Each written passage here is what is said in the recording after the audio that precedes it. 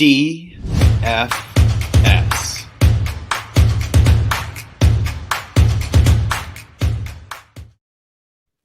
It is Friday, January 7th here in Draft Shark Studios in Rochester, New York. Welcome to our Week 18 DraftKings podcast. I'm your host, Matt Schaff. With me, as always, is Jared Smola, and this podcast is sponsored by our partners at Fanshare Sports.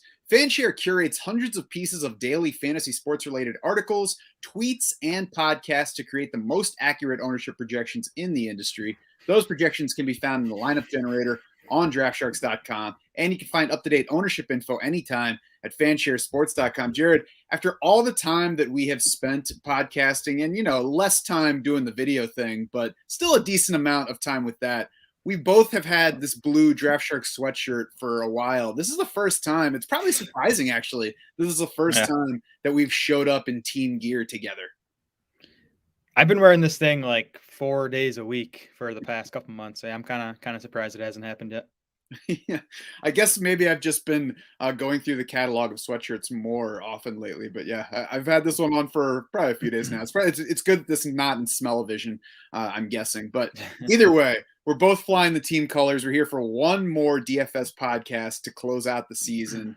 And we're going to start with DraftKings as usual. Jared, cash for QB. What do you want to play?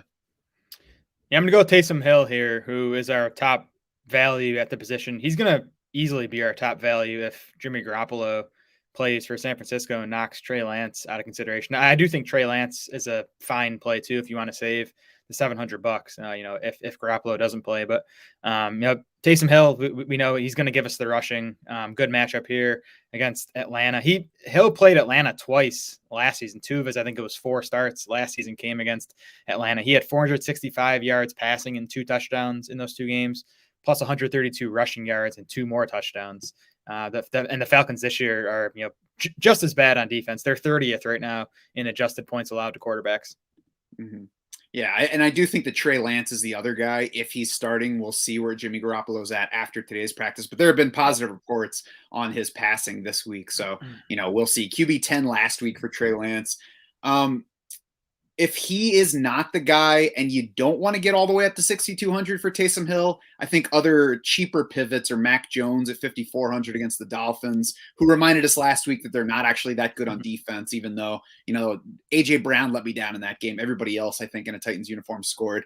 Andy Dalton, 5,300 against the Vikings. Not super attractive, but it's an upside matchup for passing and a good price. And Tyler Huntley, 5,700 against the Steelers. That's another one where there's downside. Especially if the Steelers defense gets up for this game. And, that group is maybe a reason to try to get up to 6,200 to pay for Taysom Hill. Yeah. So I certainly agree with him as a foundational cash QB this week. No, I like the Huntley call. I think if I was going cheaper, I'd rather just play Case Keenum for $4,800 than Mac Jones and Andy Dalton. I mean, it's not exciting, but $4,800, and you're probably going to get some Bengals backups in that game. So Keenum probably wouldn't kill you in cash. Yeah, I agree that he's at least similar to Andy Dalton, if not also similar to Mac Jones. GPP side, what are you favoring? I'm going with the big boys in GPP with Josh Allen and Kyler Murray. I'll have to keep an eye on the weather in Buffalo. I'm already seeing that there might be some wind issues there, so we'll see. Check on that on Sunday morning. But Josh Allen and the Bills, no motivation concerns here. They still need to win this game to lock up the AFC East and get that first round home playoff game. And he gets the Jets. The Bills have the second highest implied total on the main slate at 29 points. The Jets are 29th in adjusted points allowed to quarterback. So just an ideal spot for Josh Allen and the Bills offense. Yeah, we'll talk about the weather a little bit on the FanDuel podcast as well in Buffalo. Kyler Murray is going to be my favorite here, 7,400 against Seattle. The Seahawks are mid-pack in both fantasy points allowed and adjusted fantasy points allowed to quarterbacks. 27th in overall defensive DVOA, though. Not a good defense, and especially against the pass, 28th in that category. So a nice spot for Kyler Murray. And in his 5 games since returning from injury, he has finished QB2, QB10, QB16, QB6, QB4. So he's done fine, even with DeAndre Hopkins getting lost along the way. I also like the stacking options with Kyler Murray this week. Christian Kirk at 6,000 is third among wide receivers in our DK dollars per point projections at that position. Zach Ertz at 5,300. That's kind of a high price for a tight end on DraftKings. He's still fifth among tight ends in our DK dollars per point, and all 4 guys ahead of him cost 4K or less. So Ertz is a nice value among tight ends this week, even at that kind of elevated price. Yeah, and no weather concerns in that game. That game's in Arizona, so that's always nice. The Cardinals have the 3rd highest implied total on the main slate at 27.25, and that game has easily the highest over/under on the main slate at 48 points. That's like the only game I'm kind of interested in, like fully stacking up. And I don't even love the Seahawks side, but I do think you can obviously play either of their wide receivers, I think, as a run back on that Kyler team. Yeah, that's the nice thing is even if it doesn't excite you, you're like, it is DK Metcalf and Tyler Lockett. I don't have to make up the story where they're productive here, especially after Metcalf's last week. Yeah, and Lockett has owned the Cardinals. His last 3 games against Arizona have been big. Yes, we'll certainly be talking more game stacking for that game because I like it as well. But we'll move on now to running back, where Jonathan Taylor, even though he's $9,300, leads our DK dollars per point in our projections. Yeah, not a must play because again, I think there are I have 6 running backs here. I think you can play in cash. I do have Taylor in my current cash game lineup though. It requires a cheap tight end to kind of get him in there. You don't really need to make the argument for Jonathan Taylor. The 2 guys I think are definitely in my cash game lineup. David Montgomery at $6,800. Just 18.4 carries and 6.6 targets over the last 5 games. So he's just still too cheap for the volume he's been getting. And then kind of same deal with Sony Michelle at $6,000. Tough matchup here against San Francisco. They're 2nd in Football Outsiders run defense DVOA. But, we just saw Michelle in a tough on paper matchup against the Ravens last week, and he scored 18.9 DraftKings points because he got 19 carries and 5 targets. That's, about the level of work he's been getting over the last 5 weeks. And I'm not worried about Cam Akers. It does sound like he's going to be active on Sunday, but I think he gets, 3 to 5 touches. Yeah, cursory work I would project there as well. And you can play a workhorse at $6,000 regardless of his matchup, especially in an offense with as much upside as they have. The only argument against Jonathan Taylor, I think, is that Cooper Kupp is at 9,700. It's going to be nearly impossible to put both of them in a cash matchup. But I think for the second straight week, there's a bigger gap between Jonathan Taylor and the next running back in value and Cooper Kupp and the next wide receiver in our dollars per point for DraftKings, despite the full PPR. So, if I'm choosing between them, it's probably a slight lean toward Jonathan Taylor. I do like the cheaper options at running back. 4 of the next 6 running backs behind Taylor are 6K or less. And you've mentioned a couple of them. I think Chase Edmonds is a little too iffy for cash after missing Wednesday and Thursday practice. We'll see about his Friday status. Sony Michelle, does have a bad matchup. So I am considering that in making the choice for who I play. The other 2 guys, though, Elijah Mitchell, I think, is usable if he's active. He started the week not practicing, but returned for a limited practice Thursday. And we saw last week that even if he looks questionable injury-wise heading in, if he's ready to play in the game, San Francisco's probably going to go with him as the clear lead back. And then Devin Singletary looks good against the Jets, top scoring matchup in the league for running backs. And Singletary has topped 20 carries in 2 of the past 3 games. And the game in between, he had 6 targets. So he's leading that backfield, dominating the work. And he has now scored on the ground in 3 straight games, which I didn't think was going to happen in Devin Singletary's career. Yeah. Interesting with Mitchell, and Singletary all being priced exactly $6,000. I'll be curious to see how the ownership shakes out, between those 3 guys for tournaments. But I do think they're all in play for cash. The 6th guy I have here as an option is Najee Harris, who's, kind of in between JT and these, $6,000 guys. But Harris this is as cheap as he's been since week 6 at $7,200. And we know the volume has been there for him all season. So I think he's in play if you want that stud back and you want to save $2,000, by coming off of Jonathan Taylor.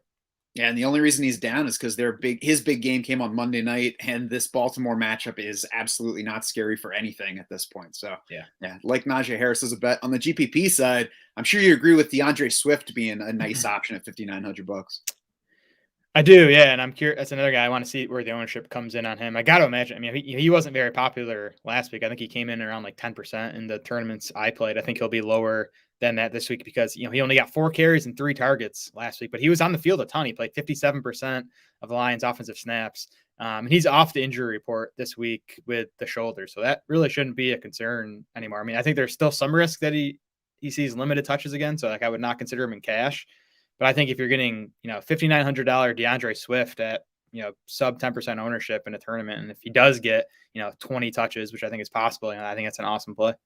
He dominated passing down work for the Detroit running backs last week, 28 routes versus 9 total for the other two running backs who played in that game. So yeah, the touches just don't show the role that he played in that game that was entirely lopsided. So probably didn't give a very good look for what they might have wanted to do with DeAndre Swift. As you mentioned, off the injury report, so that's not a concern. And neither are the Packers this week because they have nothing to play for. So it sounds like they're going to play starters for some amount of time, but they're clearly not going to be playing to win this game necessarily. So it's a solid to good matchup for Swift. Definitely. Are we fading Jonathan Taylor here, by the way, or scared to do so? I mean, he's not going to be super chalky just because the price. So I don't know. I'll look to get some Jonathan Taylor in my tournament lineups. I do think Alvin Kamara is interesting in tournaments as well. He gets the Atlanta matchup, but it's just a good spot for the Saints offense. I want to see about Mark Ingram. Ingram was limited on Wednesday and then did not practice on Thursday. He's been cutting into Kamara's volume a decent amount when Ingram's been healthy. So I'll get off Kamara if Ingram ends up playing, but if not, I think if Kamara's getting 90% of the backfield work against Atlanta, what I expect to be low ownership, being kind of squeezed in between the $6,000 backs and Jonathan Taylor, I think Kamara is an interesting tournament play. I wonder if Dalvin Cook is going to go overlooked as well at $1,500 cheaper than Jonathan Taylor, facing a Bears defense that's 20th in run defense DVOA versus the Jaguars, who are 21st, which is Jonathan Taylor's matchup. 28 carries against the Bears 3 weeks ago. Dalvin Cook didn't do anything big in that one, but we certainly know that he's capable of big games when he, at times he had that huge game on Thursday night against the Steelers. It's definitely worth noting that game against the Steelers is the only time among his past 6 games that Dalvin Cook has actually been above 4 yards per carry. So he hasn't been playing great. Minnesota's certainly not an exciting offense right now, but it would not shock anybody if Dalvin Cook has a big game if they give it to him 20 plus times again. Yeah, definitely. I like that call. The last guys I wanted to mention, you mentioned it briefly, is the Cardinals running backs. I just want to see who's going to play here. I mean, it seems like Connor's healthier than Edmonds at this point. Like you said, Edmonds has not practiced yet this week. Connor has been limited on Wednesday and Thursday. So we'll see how that shakes out. I mean, if we get Connor without Edmonds, I think Connor becomes a top 10 running back on the week and a nice value at 6,300 on DraftKings. Yeah, and Seattle has toughened up in run defense lately, but they've been a great scoring matchup because they allow so much volume, both rushing and receiving, the league's most running back receptions. So, I mean, if Edmonds is there, it seems like a better matchup for Edmonds than Connor if they're both healthy. But if one or the other is healthy, then it's certainly a fine spot for either guy. For sure. Wide receiver for cash, we got to start with the expensive guy as well, Cooper Kupp, the obvious starting point. If you don't go Jonathan Taylor, I think he's central to your plans. But he is $400 more than Jonathan Taylor. Like I said, a bigger gap at running back than there is at wide receiver. So, Jared, are you playing Cooper Kupp? It doesn't sound like it because you said Taylor's in your current cash lineup. Yeah, I'm playing Taylor over Kupp right now. That might change if the Niners are missing those 2 corners that are on the COVID list. If they end up not playing on Sunday, I might pivot from Taylor to Kupp. We'll see. I do think there are other strong options for cheaper at wide receiver. Christian Kirk first at $6,000, 30 targets over the last 3 weeks for Christian Kirk. That's 6th most among wide receivers. I think he's going to continue to be one of the focal points of that passing game without DeAndre Hopkins. Chase Claypool at $5,100. He's priced as if Deontay Johnson is still playing this week, and he's not. And Deontay Johnson leaves behind 10.6 targets per game. Deontay Johnson missed week 3, and Chase Claypool had 15 targets in that game. He caught 9 of them for 96 yards, and he gets this Ravens matchup that, we've been attacking with quarterbacks and wide receivers for a while now. So I like those 2 guys for cash. I agree with both of those. I also think that Claypool's teammate James Washington is in play because he's $3,700 in that same matchup with the Ravens, who are number 2 in adjusted fantasy points allowed to wide receivers on the year. And Washington has 5 games this season of 5+ targets, which is, not impressive volume, but we'll take that in a $3,700 receiver. He's been over 80% playing time when either Deontay Johnson or Chase Claypool is out. And certainly losing Deontay Johnson is a better upside play for remaining Steelers receivers than losing Chase Claypool, because Deontay Johnson's the one that we know is getting a bunch of targets. The Steelers 3rd in the league in pass attempts overall, so we like the chance of passing volume there. So I think both of those Steelers wideouts are in play. And I think, if you're looking for somebody really cheap, who might give you something that helps you fit in other things. Both Mike Thomas and Trent Taylor at $3,000, I think, are in play as cash options for the Bengals. I don't think that they carry enough upside to be attractive for GPP building, but I think for cash, you could see either guy catch, 4 passes for 40 to 50 yards. Yeah, I think if you want to try to fit in Kupp and Taylor, that you can consider one of those Bengals wide receivers if that helps you do it. Gabriel Davis is another guy I'm going to consider for cash, assuming Emmanuel Sanders is out, and Sanders has not yet practiced this week. But definitely Davis for GPPs if Sanders is out. Again, we'll have to see about the weather in Buffalo. Justin Jefferson, I think, is going to go overlook. Kind of the same deal you talked about with his teammate Dalvin Cook. I just think if people are going to pay up a wide receiver, it's going to be for Cooper Kupp. Jefferson, you save $1,600. He has Kirk Cousins back this week, obviously big. Adam Thielen is out. And in Jefferson's last 4 games with Cousins and with Thielen either out or leaving early, Jefferson has averaged 12.8 targets, 7.5 catches, 106 yards, and 0.75 touchdowns. Yeah, that's kind of upside you're working with this week. Probably going to have a huge game now that my main event season is done and I'm not benefiting from it. Exactly. So play him and you can at least be happy for that. There you go. I might have to. GPP side, I think the Steelers guys are also interesting here. I think that they have, the upside to also be attractive for tournament lineups. My favorite path, though, is the Cardinals stack. We already talked about pretty much all the guys. I mean, I like Christian Kirk at 6,000, even if you're not playing Kyler Murray. The Seattle defense is 27th in pass DVOA, 8th against the run, 2nd in PPR points allowed to running backs. So you mentioned those guys. I mentioned the pass catching. Chase Edmonds could be a stack here if he's in there. James Conner could be a stack if Chase Edmonds is out. So I like that whole game. We touched on the Seattle wideouts. And then Mike Evans is one more guy that I wonder if he's going to go overshadowed. $7,100, so a good price, not the kind that makes him a screaming buy. Based on DFS drafting in both underdog and drafters so far this week, a few drafts in each, it looks like he's not getting as much attention as I would expect him to, given his situation. I mean, the Bucs are basically missing their whole backfield. It might be Keyshawn Vaughn and Le'Veon Bell, so a chance that they can't run the ball in this game. It's a bad matchup for Rob Gronkowski in coverage, so there's a chance that he doesn't get anything going. And it's a good coverage matchup for Mike Evans, made better by the fact that Carolina's best corner, Stephon Gilmore, already had a groin injury. Now he's on the COVID list, so he's going to miss this game. So I think Mike Evans looks to me like a solid bet for 10+ targets in this game. He could really just blow up. Oh yeah, I mean, he has 3 touchdown upside every time he's on the field. I have Evans down here as a tournament target too. Carolina has fared well in terms of like fantasy points allowed to wide receivers, but we've talked about it all season. They've struggled against number 1 wide receivers.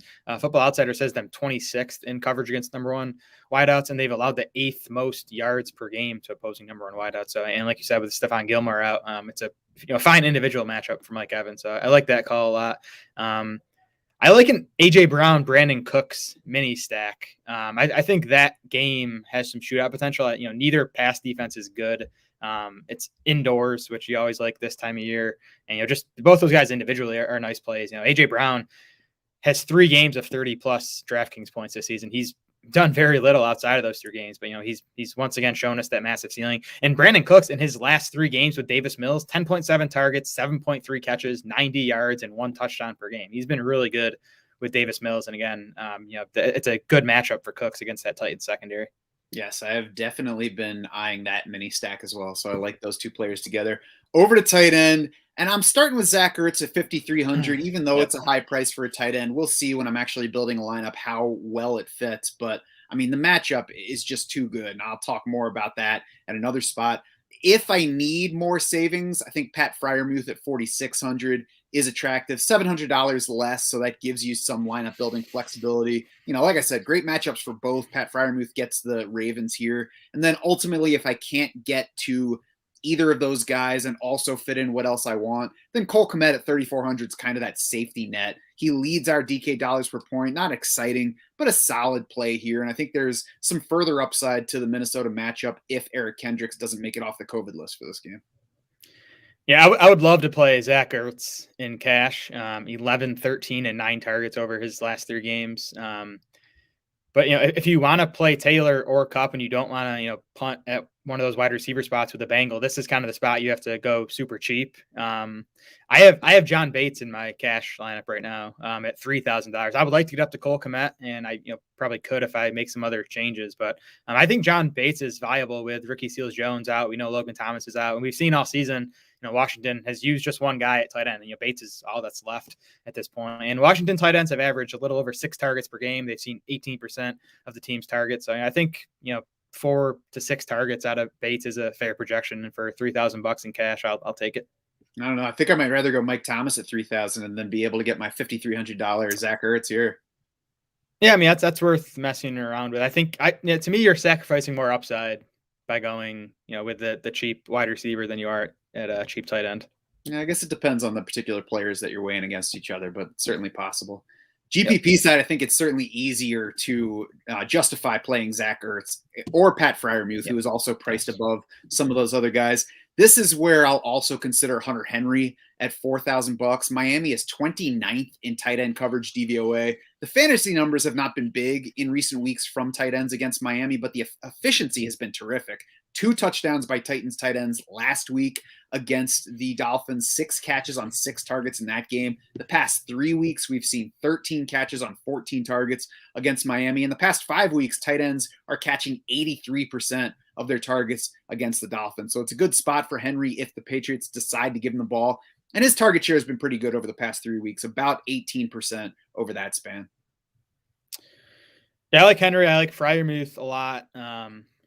He almost feels a bit overpriced at $4,600, but that might keep his ownership down. And we know it's a great matchup, and no Deontay Johnson gets some better target projection. The other guy I'll consider for tournaments is Dawson Knox, who I just think has as much touchdown upside. I don't know, maybe Mark Andrews and Gronkowski beat Knox in touchdown upside, but outside of that, I think he. Again, in this game against the Jets, and he's only $5,400. He's just above Zach Ertz. Ertz definitely safer, but I think Knox beats Ertz pretty easily in upside. Zach Ertz already has an 8 catch for 88 yards and 2 touchdowns game against the team that he's playing this week. I don't think Dawson Knox beats him on ceiling.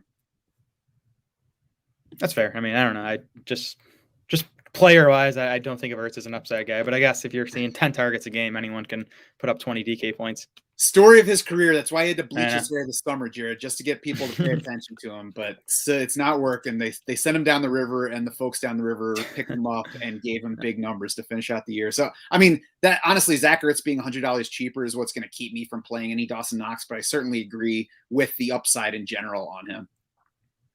Yeah, we'll see. I mean, I think Ertz will be pretty popular and Knox won't be, but if that's not the case, then I think Ertz is a fine tournament play.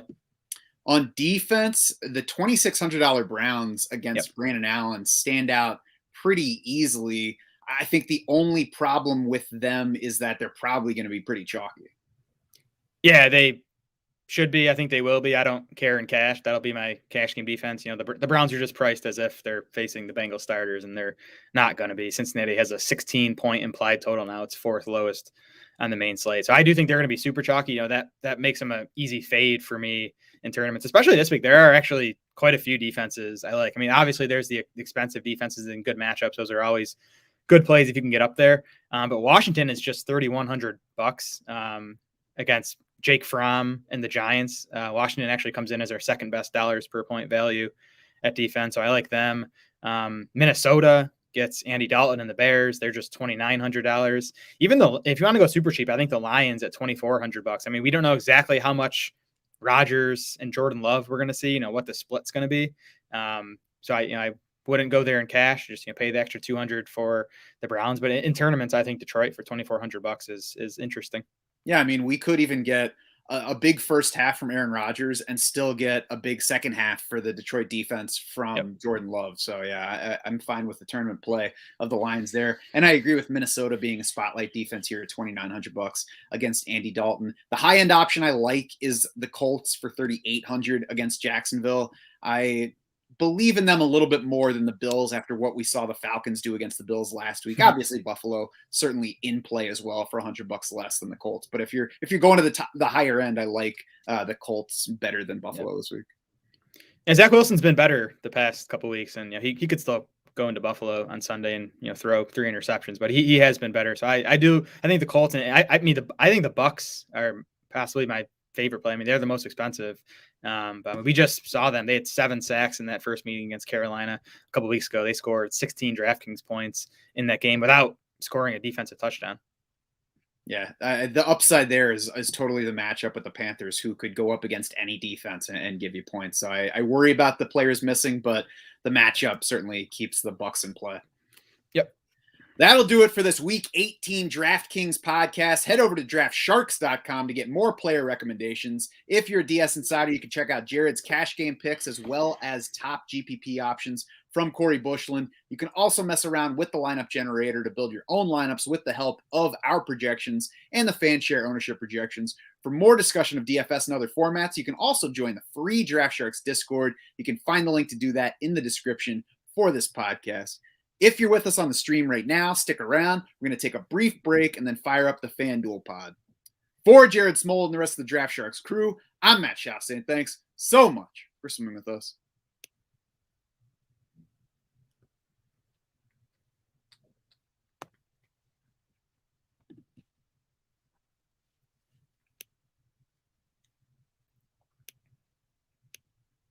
It is Friday, January 7th here in Draft Shark Studios in Rochester, New York. Welcome to our Week 18 FanDuel podcast. I'm your host, Matt Schaaf. With me, as always, is Jared Smolla, and this podcast is sponsored by our partners at Fanshare Sports. Fanshare curates hundreds of pieces of daily fantasy sports-related articles, tweets, and podcasts to create the most accurate ownership projections in the industry. Those projections can be found in the lineup generator on DraftSharks.com, and you can find up-to-date ownership info anytime at fansharesports.com. Jared, for cash on FanDuel this week, what do you like at quarterback? So if the weather checks out okay in Buffalo, I like just going up to Josh Allen, $8,800. It's easy enough to fit him in. You could even play Allen and get Jonathan Taylor or Cooper Kupp, which we'll get to. But we'll have to again check the weather in Buffalo on Sunday morning. I think that's kind of the only thing that can stop Allen in this spot against the Jets. If the weather is an issue, I think Taysom Hill is a nice play here. He's not as big a value on FanDuel as he is on DraftKings, but I believe he still comes in as our second best dollars per point value on FanDuel. You're getting the rushing with Taysom Hill. It's a good matchup against Atlanta. I even think there's passing upside with Hill in this matchup. Game's indoors, so no weather concerns with Taysom Hill. So he's a safe cash play at $7,700. Yeah, if you check NFLweather.com right now, it says 34 degrees and light snow possible in Buffalo on Sunday. But the radio this morning here in Western New York said the Bills are looking for snow shovelers. So it could be a tougher weather game, and we have seen Josh Allen be not so great in tougher weather games. So I will certainly be watching the forecast before deciding what I think of Josh Allen in that game. There are certainly other options. I think I like Trey Lance if he's starting at $7,000 here. I like Taysom Hill at $7,700 as a fallback. I also like Matthew Stafford at $7,400 here, even in cash. His salary this week ties week 1 for his lowest salary of the season, drops for the second straight week after 3 consecutive games under 17 points for Matthew Stafford. So there's definitely the potential for him to disappoint. He posted just 11.82 FanDuel points in the first meeting with San Francisco, but that's one of just 2 games all season where he was under 16. So I think he's unlikely to give us that floor kind of game. The other was 2 weeks ago against Minnesota. So, it's possible, but that was easily his worst performance of the year. So I'm just going to bet that we don't get the worst possible Matthew Stafford this week. He did throw for 309 and 2 touchdowns, 2 picks last week. So it was still a decent fantasy game, just not the ceiling we hoped for in that Baltimore matchup. And right now, San Francisco might be even more of a pass funnel matchup than Baltimore because they're number 2 in run defense DVOA, 18th against the pass, and a slightly positive scoring matchup for quarterback fantasy points on the year. And 2 of their starting corners are still on the COVID list. Stafford stuck out to me. I don't think I'd rather play Taysom Hill in cash, but I like him in tournaments. Even at the price, I don't think Stafford's going to be popular because, like you said, he has kind of been disappointing lately. I think there's other guys, Josh Allen, Taysom Hill, Kyler Murray, I think will be more popular than Stafford. So he's my favorite tournament play on FanDuel here. Yeah. Anyone else you like at quarterback? No, I mean, it's going to be Allen, Taysom Hill, and Stafford as my tournament plays on FanDuel. Yeah, I agree with all those guys. I'm also more likely to pay up for Kyler Murray and his stacking options, as we talked about on the DraftKings side. I mean, Zach Ertz, Christian Kirk, maybe Chase Edmonds if he's available. We'll see. And then, the Seattle wide receivers are easy to make a case for on the other side. We'll talk some more Cardinals wide receivers as we get to that position. I'm also interested to check the ownership projections for Tom Brady and Mike Evans on Sunday morning. There's downside risk here, so I wouldn't consider Brady for cash, and he wouldn't even be like, my central quarterback for tournament lineups. But there's definite ceiling if he is low owned and, if they can't run the ball in this game. He's cheaper than Josh Allen and Kyler Murray, but more expensive than some other guys who are, might be more obviously attractive this week. So I just think there's a chance that we get these guys low owned. And, we saw last week what's possible when Tom Brady and Mike Evans are on the field.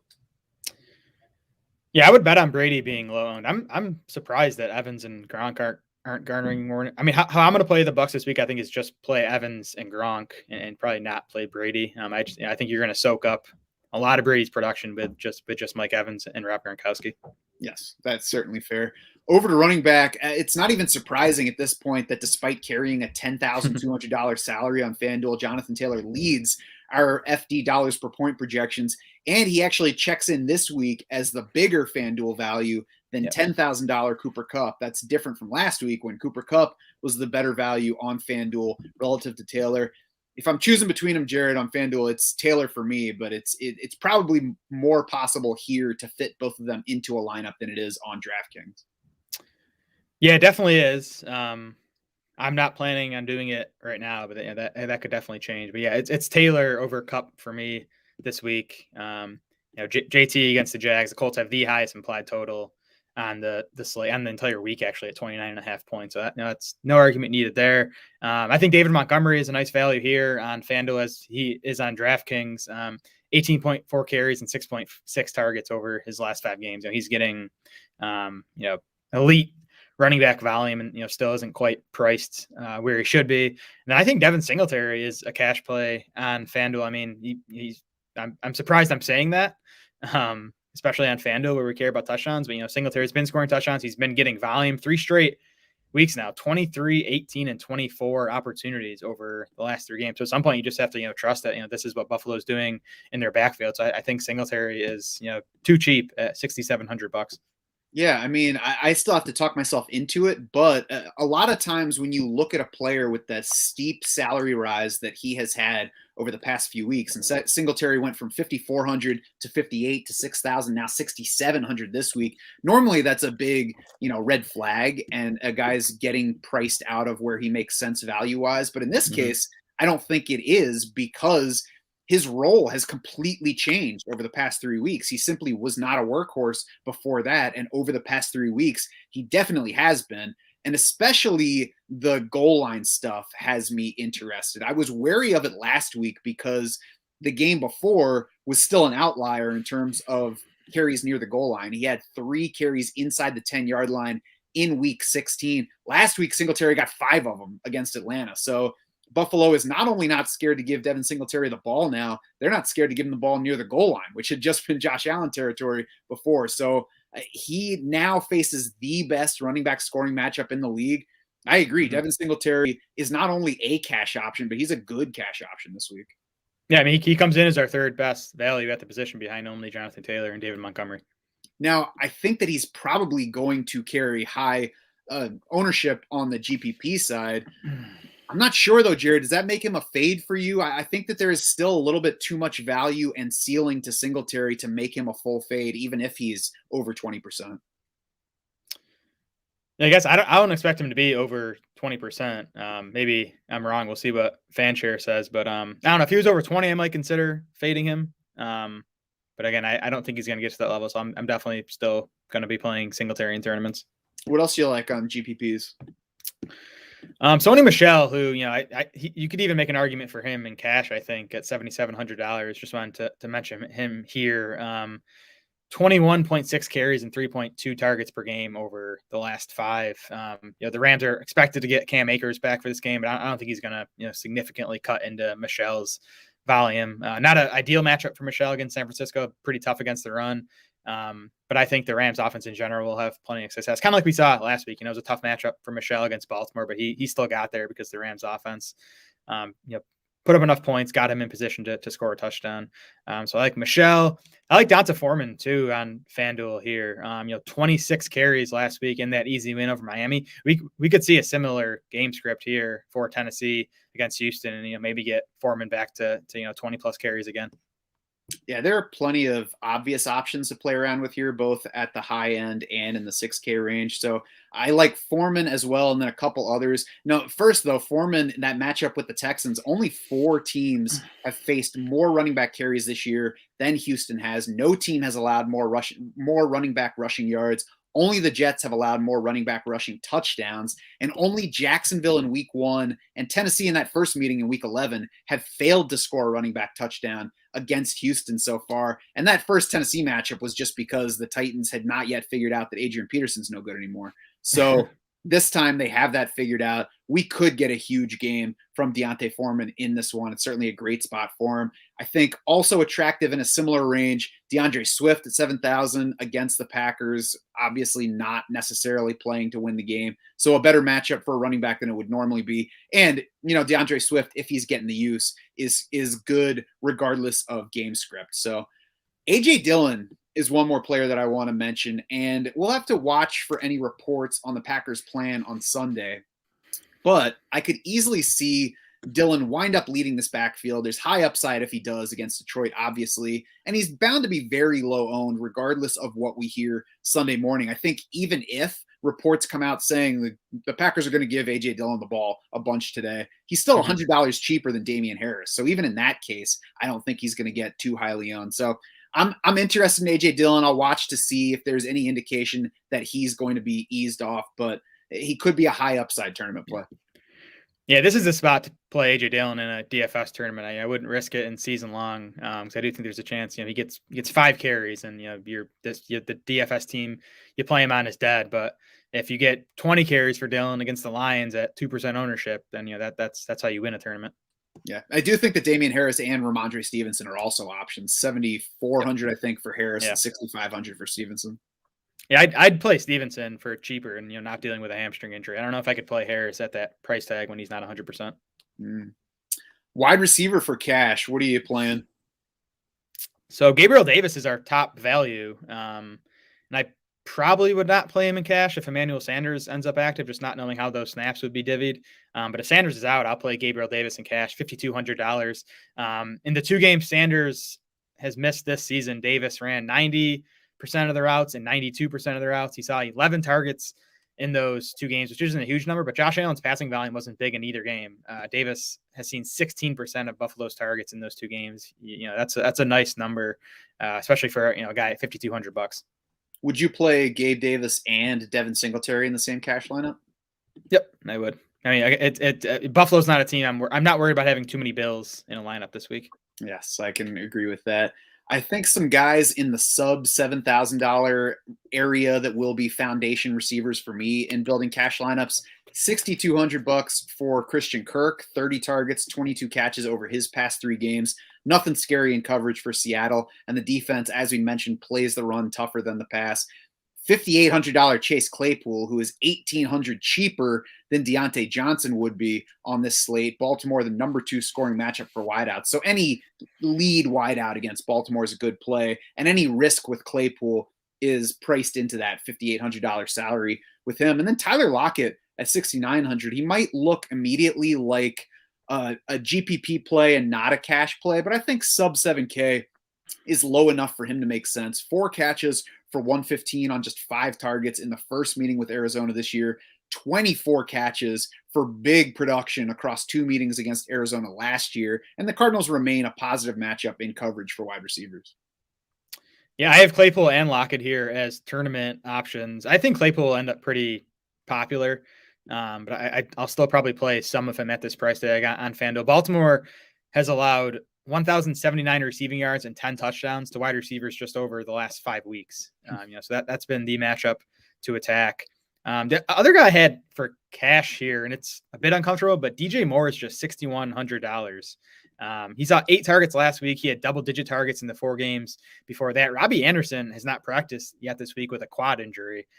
So if he's out, that's just going to push even more volume towards DJ Moore. So, targets per dollar DJ Moore is up there. You got to worry about Sam Darnold. But if you can get 12 DJ Moore targets, Darnold should connect with them on like half of those. Maybe 4. But yeah, it's never going to be comfy to play a Sam Darnold wideout for cash, but I can't argue with the logic of doing it.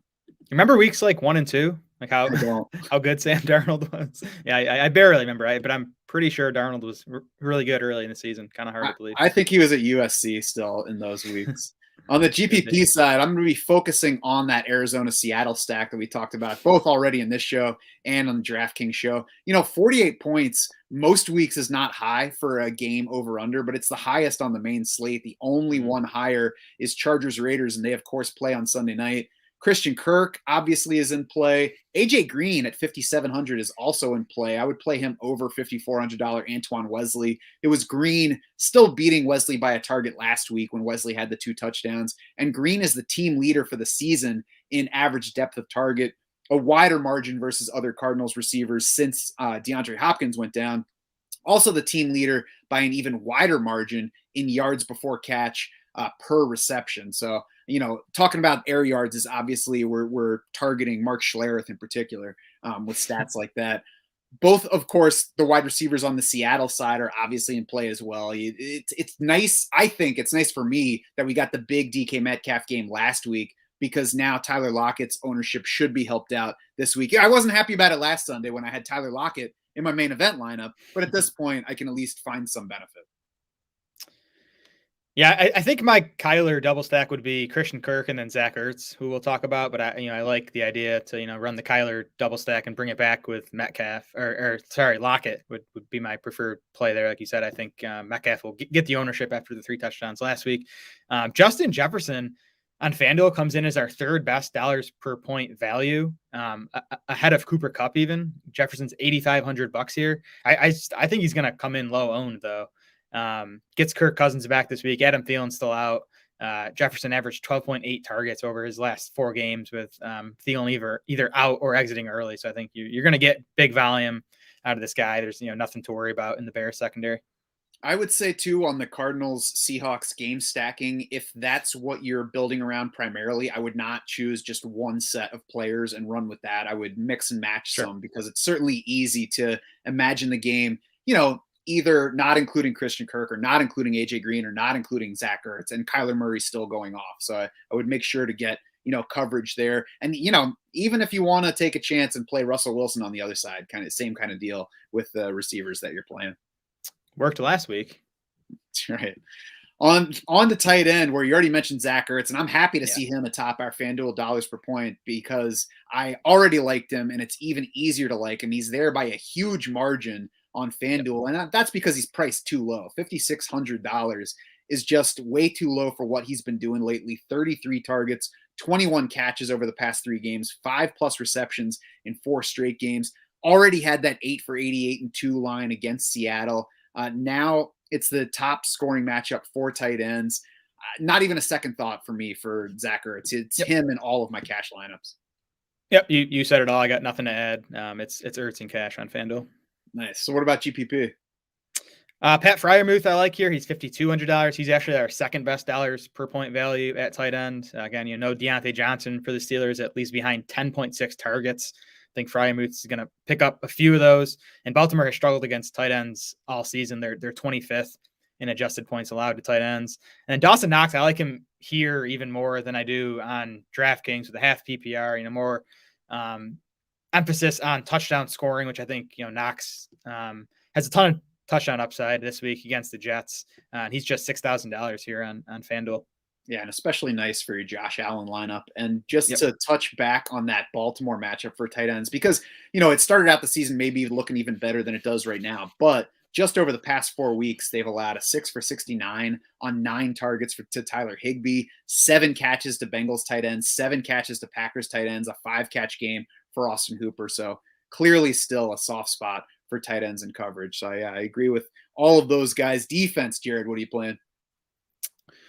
The Bucs stand out as a value on FanDuel. They're underpriced. They're not up with these other elite defenses this week. We have Tampa ranked 3rd at defense this week, and they're just 10th in FanDuel salary. They're 8-point favorites against Carolina. Carolina 16.75 point implied total. And we saw this matchup just 2 weeks ago, and the Bucs scored 16 FanDuel points. Yeah, even missing the guys that they are with injuries, they still have a first-round rookie, Joe Tryon, at edge to, make up for missing Shaq Barrett. They still have Devin White in the middle, who even if he's overrated as a player, can still make big plays. So there's enough there to take advantage of this matchup.